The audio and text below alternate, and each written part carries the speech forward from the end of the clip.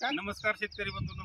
सुधारित तंत्रज्ञान या युट्यूब चॅनल मध्ये आपलं सर्व शेतकरी बांधवाचं मनापासून स्वागत आणि धन्यवाद. शेतकरी मित्रांनो, आज जर आपण सोयाबीन पिकामध्ये आहोत. आता भरपूर शेतकऱ्यांचं बघितलं, महाराष्ट्रामध्ये प्रत्येक ठिकाणी सोयाबीनचे 10-15 दिवस झाले असतील. काही ठिकाणी पाऊस पडलेला नाही, काही ठिकाणी पेरणी झालेली नाही. परंतु शेतकऱ्यांमध्ये येणारं काय वातावरण चांगलं आहे, काही दिवसांनी पाऊस चांगला पडणारच आहे.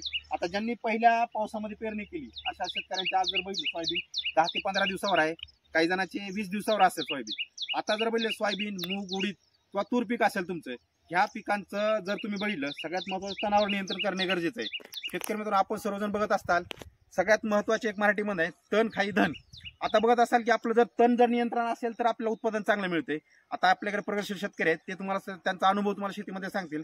तणनाशक कधी फवारलं पाहिजे, तणनाशक फवारताना काय काळजी घेतली पाहिजे शेतकऱ्यांनी. आता जर बघितलं असाल तुम्ही, सगळ्यात महत्त्वाचं तणनाशक फवारत असताना सगळ्यात महत्त्वाचं पाणी. आता कुठल्याही कंपनीचं तुम्ही तणनाशक वापरा, परंतु सगळ्यात महत्त्वाचं पाणी स्वच्छ वापरा. गढूळ पाणी वापरू नका. गढूळ पाणी वापरल्यानंतर तणनाशकचे 100% रिझल्ट येतच नाहीत कुठल्याच तणनाशकचे. म्हणून तुम्हाला स्वच्छ पाणी वापरायचं, बोरचं पाणी वापरा.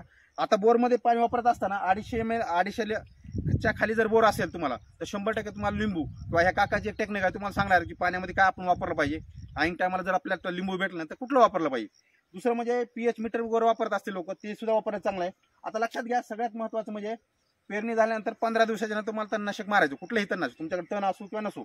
आता जर बघितलं तर मजुराची भरपूर असा खर्च वाढलाय, मजूर आपल्या टायमिंगला भेटत नाहीत आणि सोयाबीनमध्ये तण जास्त झाल्यानंतर आपल्याला तण नियंत्रण करणं आवड जाते. सगळ्यात महत्त्वाचं कुठल्याही पिकाचं, तूर असेल, मूग असेल, उडीद असेल, कुठल्याही पिकाचं तण नियंत्रण करण्यासाठी सगळ्यात महत्त्वाचं तणनाशक वापरा. आता भरपूर शेतकऱ्यांचं म्हणणं असेल तणनाशकाचा परिणाम जमिनीवर होतो. 100% होतो शेतकऱ्यांना. मित्रांनो, तणनाशक जर जमिनीवर तुम्ही वापरलं तर आपल्या जमिनीवर परिणाम होतो. परंतु शेतकरी मित्रांनो लक्षात घ्या, आज मजूर भेटत नाहीत आज सर्वसामान्य शेतकऱ्यांना, बरोबर सर. त्याच्यामुळे आपण तणनाशक वापरणं अत्यंत गरजेचं आहे. आता दुसरं म्हणजे तणनाशक वापरत असताना, आता एकंदरीत आपण किती पेरणी, एखादी सोयाबीन किंवा तूर, मूग, उडीद पेरत असताना कसा पेरला पाहिजे किंवा एकंदरीत किती दिवसांत तणनाशक वापरले, हे आपले स्वतः एक अनुभव सांगते.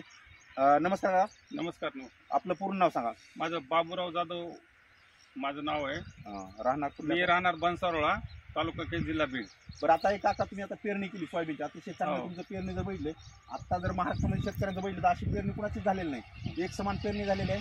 अतिशय अंतर 2 झाडामधलं अतिशय अंतर मेंटेन झालेलं आहे आणि चांगलं वाण त्यांनी निवडलेलं आहे पेरणीमध्ये. पण आता कशी पेरणी केली पाहिजे शेतकऱ्यांनी पेरणी करताना आपलं म्हणजे जे ट्रॅक्टरच्या ह्यानं पेरणी करतात त्या शेतकऱ्यांना 18 इंचाचं अंतर ठेवून 2 झाडामध्ये कमीत कमी 2 बोटाचं अंतर, 4 बोटाचं अंतर अशा प्रकारे पेरणी करावी. बरं. आणि शक्यतो एकरी 25 ते 30 किलो बियाणं पाडावं. कारण जर तुम्ही कमी बियाणं पाडलं तर शेतकऱ्याला उत्पन्न म्हणेल तसं भेटत नाही. आणि जर तुमच्या रानाची क्वालिटी चांगली, समजा नंबर 1 ची जमीन आहे, काळी जमीन आहे, तिथं 25 किलो पाडू शकता तुम्ही. कारण की 8 तासाला बियाणं लागतं. शेतामध्ये बियाणं 25 आणि 5 किलो, 2.5 किलो असं 30 किलो बियाणं लागतं. कमी बियाणं पाडलं, झाडच नाही आले तर तुमचा उत्पन्न कुठून निघणार आहे. बरोबर. हा, आपण बीज प्रक्रिया वगैरे केली का? बीज प्रक्रिया नाही केलेली सर. त्याला आम्ही बीज प्रक्रिया करतो बघा. तुमचं अझोटोबॅक्टर पीएसबी रायझोबियम, हे अझोटोबॅक्टर पीएसबी रायझोबियम हे एक जैविक खात आहे. त्याचं जर तुम्ही बीज प्रक्रिया केली तर तुम्हाला बुरशी होत नाही. या तुमच्या कोणत्याच म्हणजे हे काही त्याच्यात एक असा घटक आहे की ते जमिनीतून अन्न खताचं गोळा करण्याचं काम करतंय. पण हे शेतकरी लोकांना त्याचं माहिती नसते. आणि त्या माहिती जर असेल तर त्या लोकांनी पीएसबी अझोटोबॅक्टर रायझोबियम हे तुम्हाला सरकारी ह्याच्यातून भेटतात, ते कमी किमतीवर मिळतात. विज्ञान केंद्र असतं, कृषी विज्ञान केंद्रावरती त्याच्या मार्फत भेटतात ते. तणनाशक किती दिवसांनी वापरायला पाहिजे? तणनाशक हे 15 दिवस झाल्यानंतर तुम्ही तणनाशक वापरू शकता. 15 ते 30 दिवसामध्ये जर तणनाशक तणाचं नियंत्रण केलं तर तुम्हाला नंबर 1 उत्पन्न भेटतं. कारण मी जवळजवळ जाता एक 10 वर्ष झालं मी तणनाशक वापरतो.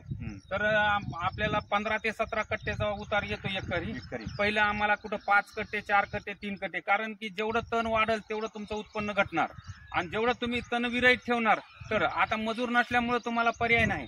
आणि हे जी लोकांचा भ्रम आहे की तणनाशक जमिनीवर पडल्यानं शेती खराब होत नाही, हे जमिनीवर पडल्यावर निष्क्रिय होत आहे. हे कुणी सांगत नाही की हे लोक म्हणतात की बा खराब होती. कितपट खराब होती माझी, 10 वर्षाने मी फवारतो, येऊन बघा तुम्ही लोक की माझी शेती खराब झाली का. आहेत ह्याच्यात काही तणनाशक, ते वापरू नका. तुम्ही त्याची स्टडी करा, त्याचा अभ्यास करा आणि त्याचा अभ्यास करून ते तणनाशक वापरा.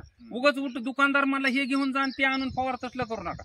तुम्हाला जे तणनाशक जमिनीला मातीवर पडता निष्क्रिय होत आहे आणि ते फक्त तणावर काम करतंय, असे तणनाशक तुम्ही वापरा. तुम्हाला योग्य त्याचा रिझल्ट येईल आणि तुमचं योग्य उत्पन्न, योग्य तुमचं पीक. आमचं आता ह्याच्यानंतर बी तुम्ही नंतर शेंगामध्ये, फुलामध्ये येऊन बघा काय रिझल्ट राहतो. यात त्या मळणीच्या टायमाला त्याचं उत्पन्न काय निघतं ते येऊन बघायचं. तर ते माणसाला कळतं, असं आपल्याला त्याचं एवढी कळत नाही.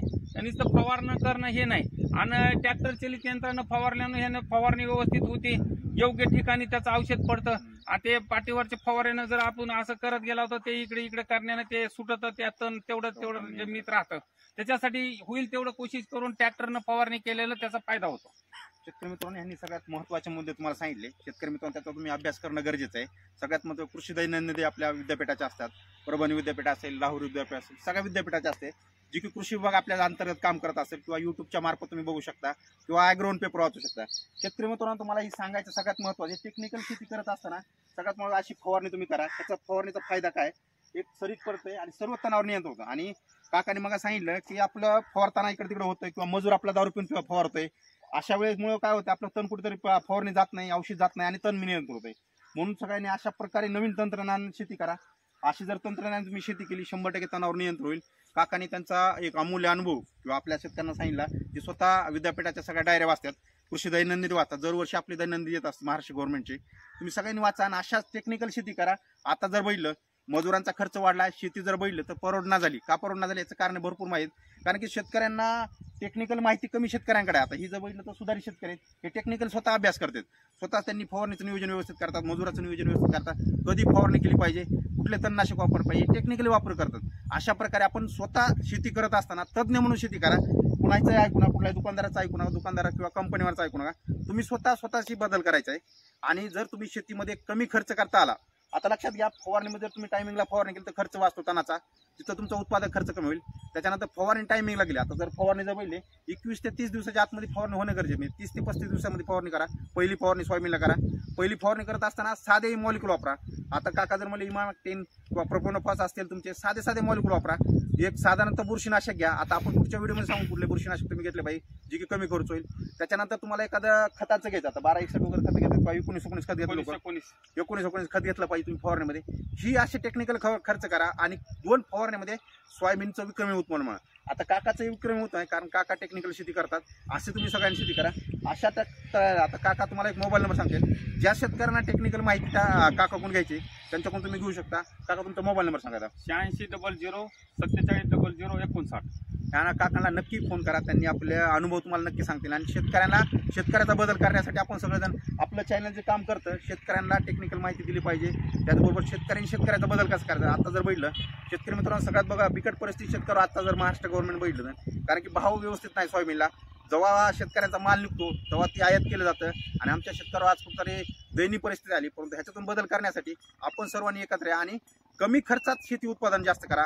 ह्याच आपण तत्वावर शेती करत असतो. जे शेतकरी आपले नवीन बघत त्यांनी नक्की चॅनलला सबस्क्राईब करा. काकांचा अनुभव नक्की बघा, ऐका आणि टेक्निकल शेती काकांनी आपल्या कंपन्या जगू नका. आपल्याला जे योग्य औषध वाटेल तेच औषध फवारा. जे बी भारी औषध लय भारीचं फवारू नये तेच हे होतंय. साध्या औषधानं सुद्धा तुमचा रिझल्ट येतो आणि भारीच्या औषधानं सुद्धा तोच रिझल्ट मिळतो. फक्त आपली मानसिकता आपल्या स्वतःला बदला, तुमची शेती बदलू शकते. काकांचा ही सल्ला अतिशय महत्त्वाचा सल्ला. आपली मानसिकता बदलणं गरजेचं आहे. लय भारी कुठलीच वस्तू नसते, आपण वापरल्यानंतर ती भारी उचलत असते. त्याच्यामुळे त्यांनी त्यांचा अनुभव सांगितला आपल्याला. आपल्या सुधारित तंत्रज्ञान या युट्यूब चॅनलला त्यांनी अमूल्य असा त्यांचा वेळ दिला, आपल्या सहकार्य केला, त्याबद्दल धन्यवाद.